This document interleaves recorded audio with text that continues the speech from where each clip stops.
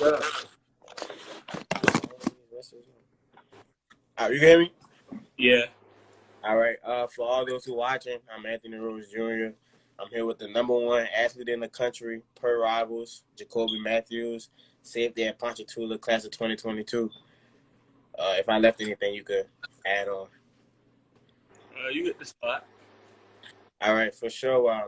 Before I start, I like to let the person I'm interviewing introduce themselves, let the people know about them, their journey of and how they got to where they are today. So, Like you said, Jacoby Mathews, class 2022, safety at Ponchatoula High School. I'm gonna be playing quarterback and safety this year, but the way I got to where I am now, it wasn't always pretty. It was just a lot of working and setting a lot of stuff aside, and it's still more to come with that until I make it where I need to be. That's all it took. okay, well, for my first question, going right into what you just said about playing safety and quarterback this year.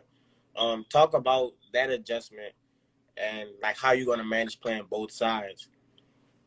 Um, I don't think it'll be really tricky or anything for me because all my life I played quarterback. But I think the only thing that the way I'll manage it is if I need a break, it'll come from the defensive side instead of offense this year. I'm the starting quarterback in just the safety and tough game. So And I talked to somebody earlier today, and we talked about how actually at quarterback you have an offer from Nebraska, correct? yeah, So going having that offer, are you expecting more offers to come at quarterback, and how are you gonna manage the quarterback offers as it relates to getting offers at safety? really, I think me playing quarterback these next 2 years, I think a whole lot more will come. Or some will just offer me as an athlete, and once I get there, it'll be this or that. But what I really think is as of now, I think it'll change in recruitment wise too. They gotta get a ranking spot as a quarterback also, and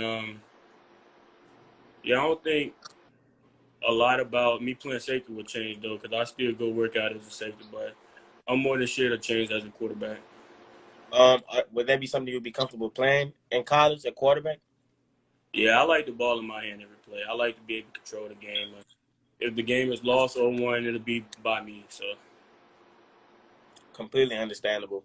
So, going into the rankings, describe that feeling of being rated the number one athlete in the country and how you manage, I guess, the hype and just remain and stay humble and just keep working. uh, it was really crazy. I didn't find out by myself though. That was the more crazy thing. Somebody called me and was like, "What's up?" Number one in the country, and I was like, "What you talking about?" They were like, "Go check the website," and I checked it. I was really lost at words. Like I couldn't even be that happy. I just couldn't believe it. For sure. And going through that, talk about that preparation you put in, not just I guess recently, but the work you've been putting in over these past few years just to get to where you are. Yeah, it was kind of hard. It was sometimes where I had to go work out, didn't have rides, but friends compromised for me. Times where I didn't have a place to work out, I had to do everything at home. And I think I built myself around loyalty, and I just stayed true to the grind or whatever. I think that brought me a long way. Facts. And playing around such talented guys, not only um for your high school football team, being surrounded by guys like TJ Finley and other guys like that on the Ponchatoula team, but playing with the bootleggers and being surrounded by those guys. Talk about how being around such special talent helped you elevate your game. It's really crazy because all of us are chasing the same thing. All of us come closer when we don't practice together. We just show up at a tournament and win it most of the time. It's just, I think that all of us know how to glue together because I don't think Louisiana players get as much respect as they need to. So we all know that, and we all try to come out and make a point every time we touch the field together. And speaking of being, I guess, a boot boy per se, playing down here, what are some of the things that people don't really realize about playing in Louisiana? It's hard. Like, they probably think such smaller schools are bad because it's a smaller school, but everybody nice down here. Everybody got the fight that most kids don't have. A lot of us don't have the training that they have in other states. So we make the best out of the high school opportunities. And I guess like of course today's September 1st, which is the first official day that like colleges could like contact 2022 players. So describe that process. Like how was your phone when that 12 o'clock hit last night? Um, the minute 11:53 hit, I think like five different schools text like ASAP, and I had to really like take a break from my phone and go to sleep because if not, I would have been up texting everybody back. But I think a total of like 35 schools text me at 12 o'clock, so it was kind of crazy. And speaking of college and the recruiting process, like describe your first offer, whatever that offer was. Like describe that feeling, and then like the offers after that. Like was there an offer that just caught you by surprise? Yeah, I think the reason it caught me by surprise was because who it was, LSU.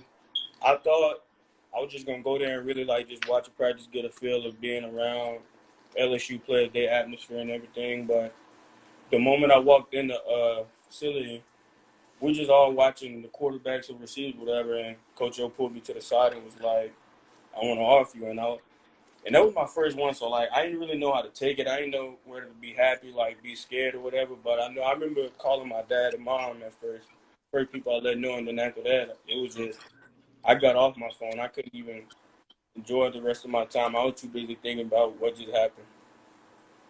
Completely understandable.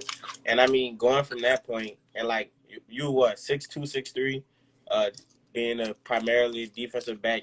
Like talk about being that, like being that size for defensive back, and like how you just try to stay mobile and try to be able to just move around.